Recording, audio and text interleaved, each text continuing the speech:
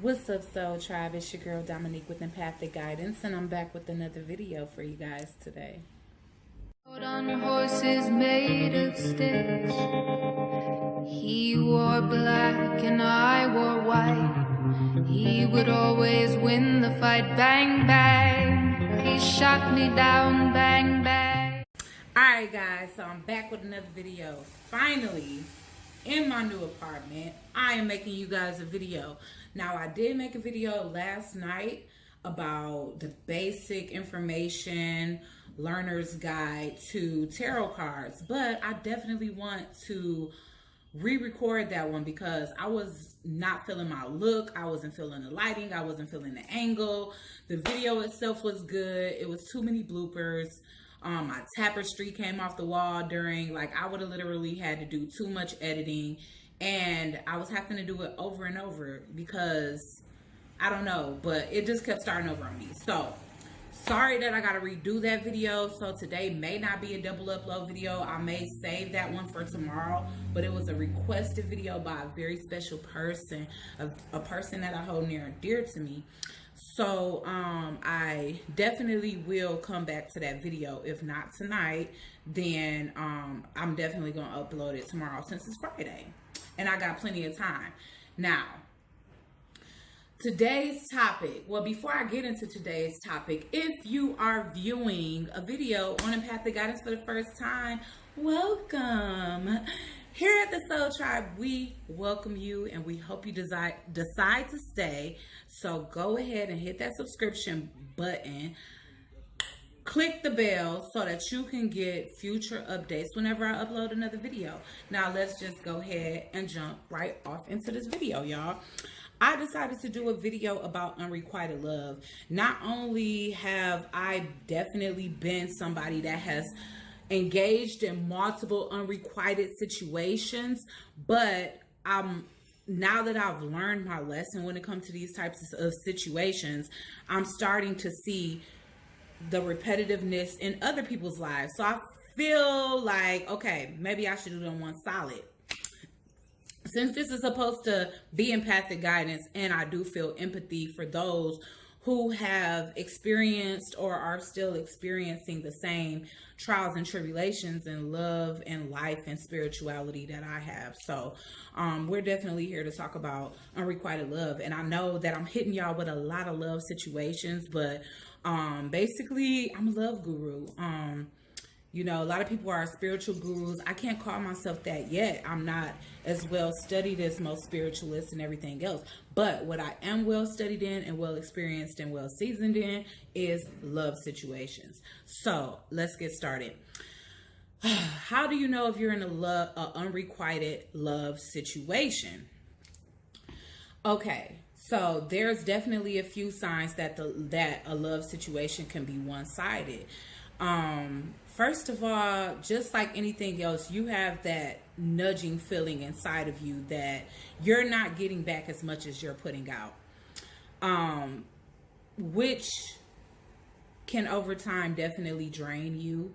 When you're pouring your energy into someone and they're not returning that same energy, is definitely a recipe for debilitation. And I know I use that word a lot, but seriously, people, you don't have any clue or some people don't, some people do, but a lot of people do not have any clue how valuable energy is. It's very valuable.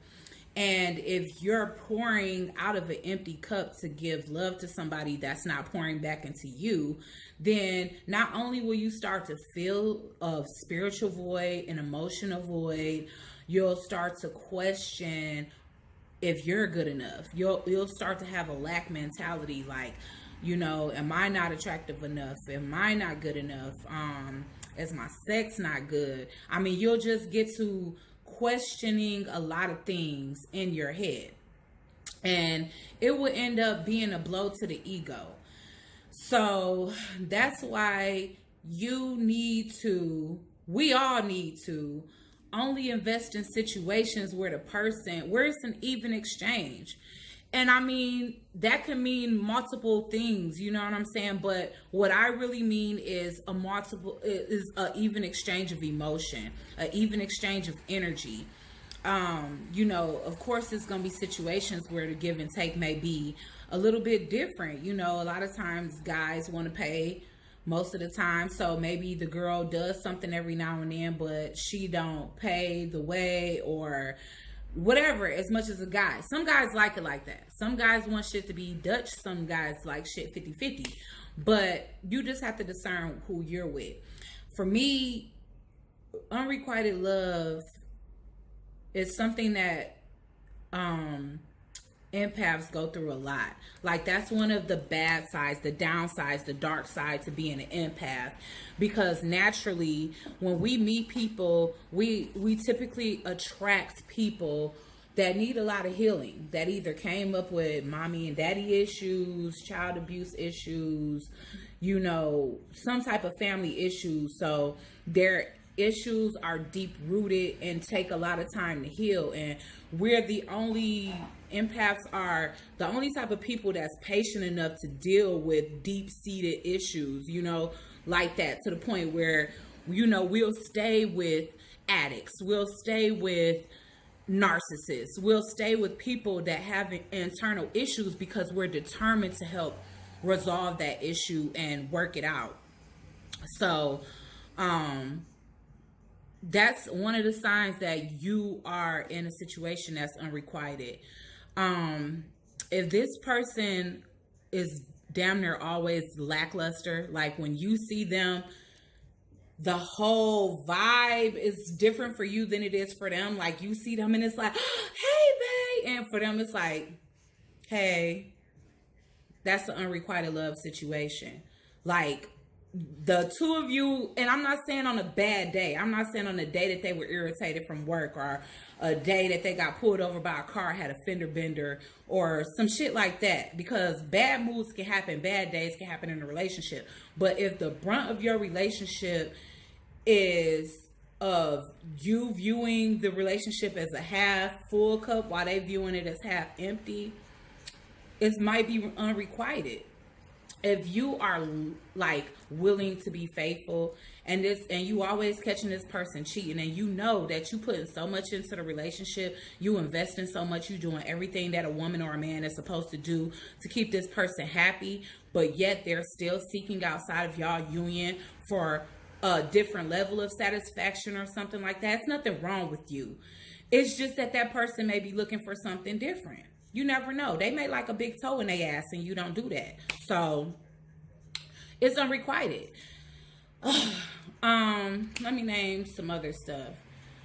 Okay, if you are the person that's always initiating the intimacy, if it seems like, if you the first to initiate anything on an everyday basis, I hate to tell you, but that screams that the interest is one-sided. Like, if you literally gotta work to turn that person on, but you so passionate about them, like, ooh, I just can't wait to rip your clothes off.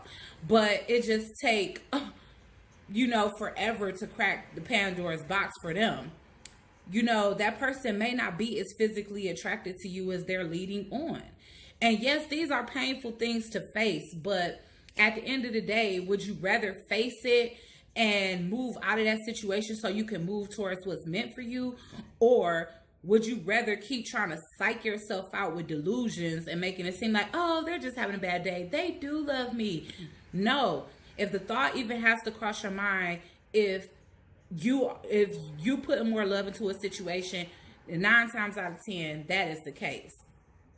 So we talked about their enthusiasm level. We talked about their interaction, their effort. If they not putting as much effort in, that's a telltale sign. Like, that's something that we shouldn't even have to name on this list. If you feel like you the one that's always wanting to go out and do something interesting, spice up the relationship, spend time with them, you're the first to initiate the sex, you're the first to initiate the conversation. If you wake up in the morning one day and decide not to be the first person to say good morning, babe, how long would it take for them to say hello to you? These are the type of things that you guys need to pay attention to. Now, here's some things that you can do if you find out that you are in a unrequited love situation. And I'm saying these things because being in these type of situations are lessons for us. Like, no, it's not meant to treat you that you're not lovable. It's meant to teach you that once you figure out that something ain't for you, then stop holding on to that shit with an iron fist.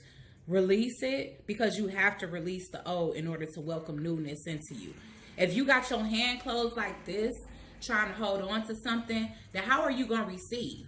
Release that shit, because with your hand open, then that's how things can come to you. It can't come to you when you like, no, got a nigga in a chokehold trying to hold on to a relationship that ain't even been working since month 3. So people that are most likely susceptible to unrequited love situations are people that just have a lack of self-love and a lack of self-respect. You know, either they were minimized and, treated like they wasn't good enough as a child. So they've grown up in life trying to prove that to the next person, not trying to give up on what they don't want, which is unrequited love. That can definitely take a toll on how somebody loves as an adult, how they're treated by their parents.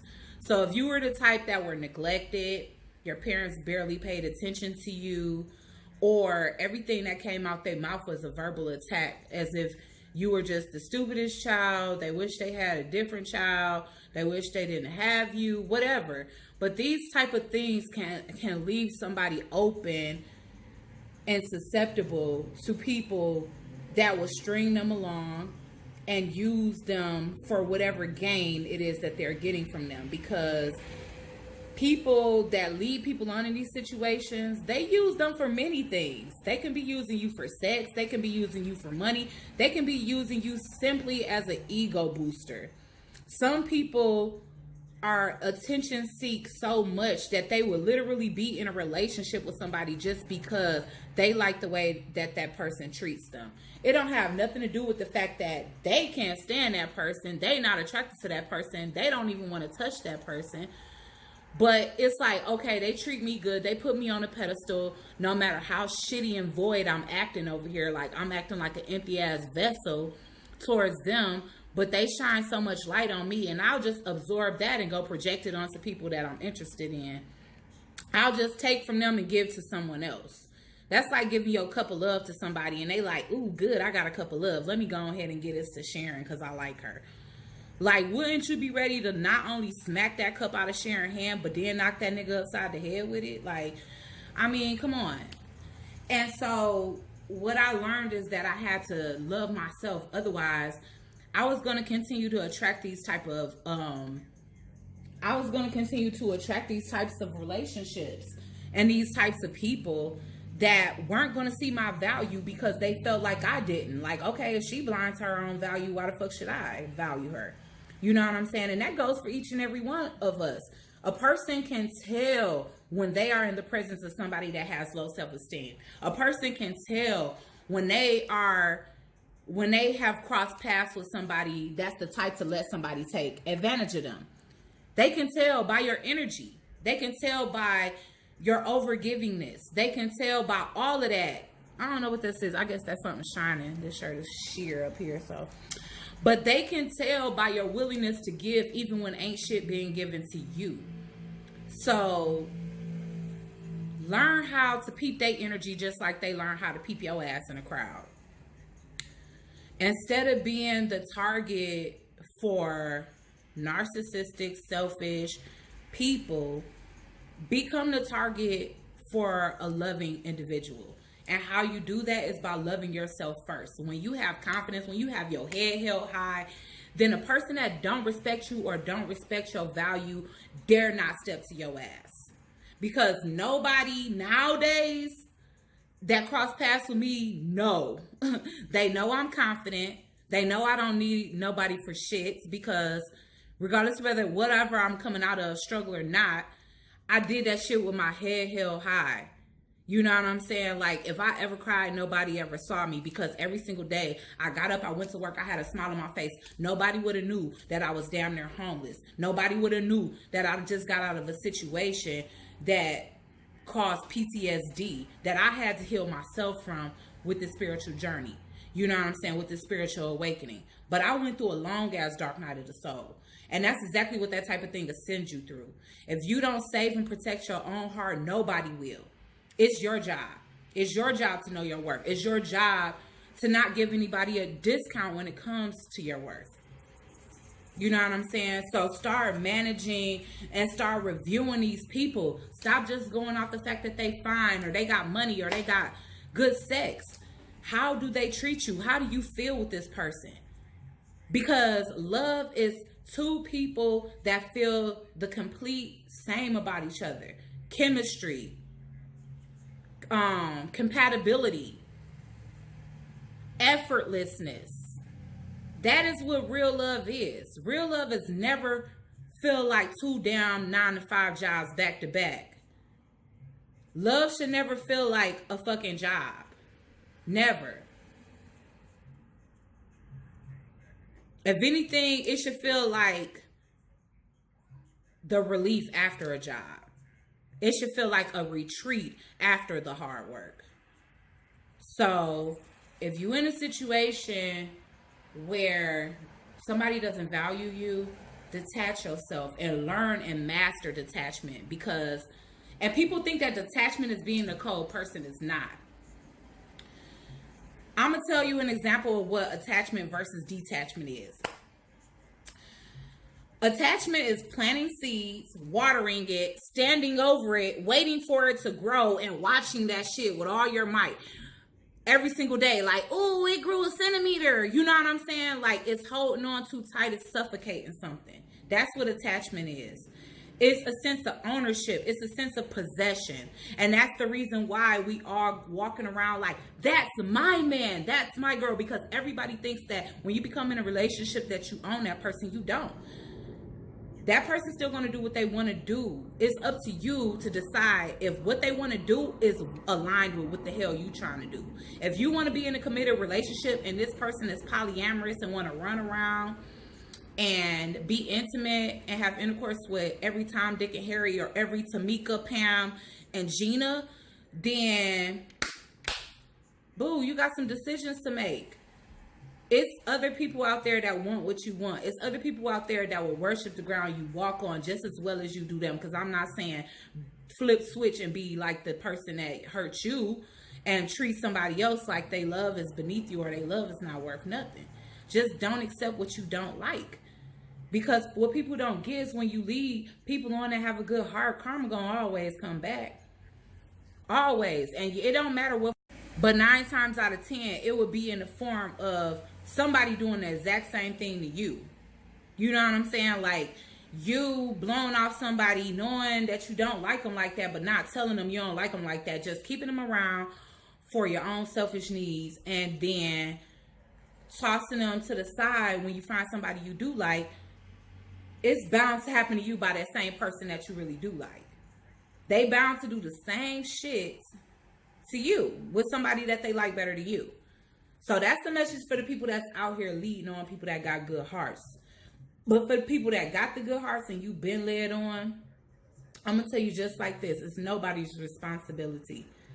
It wasn't your fault that your heart got broken, but it is your responsibility to heal yourself, get vertical, do some introspective work, do some shadow work, find out what areas you're just accepting too much bullshit in and realize that that needs correcting, because if not, the universe will continue to make you repeat lessons that have not been learned. People that have to go through the same karma over and over are slow learners. Now, I'll admit I'm a smart person, but when it comes to love, let me make that shit clear. I was as dumb as they come. And the reason why is because I make heart over head decisions. When it comes to certain situations, you have to make head over heart decisions. And when it comes to self-preservation, that's the best time for that shit to kick in high gear. For you to start thinking and breaking down and reviewing relationships that are not in your highest good and removing yourself from that situation before you damn near lose your mind. So that concludes this video, guys. I really hope that it was a big help. If you ever been through something like this, and you want to talk to me about your personal situation on a one-on-one basis, you can email me at DominiqueJohnson137@gmail. You can add me on Facebook or follow me on Facebook because I'm at my max friends at Dominique V. Johnson. You can follow me on Instagram and I'll follow back at Dominique Valentine. And you can add me on Snapchat at Domi Valentine. That's DOMIVALENTINE. So, till next time, and I'm sending you guys a big, energetic, healing, infinite energy hug right through the screen. Bye.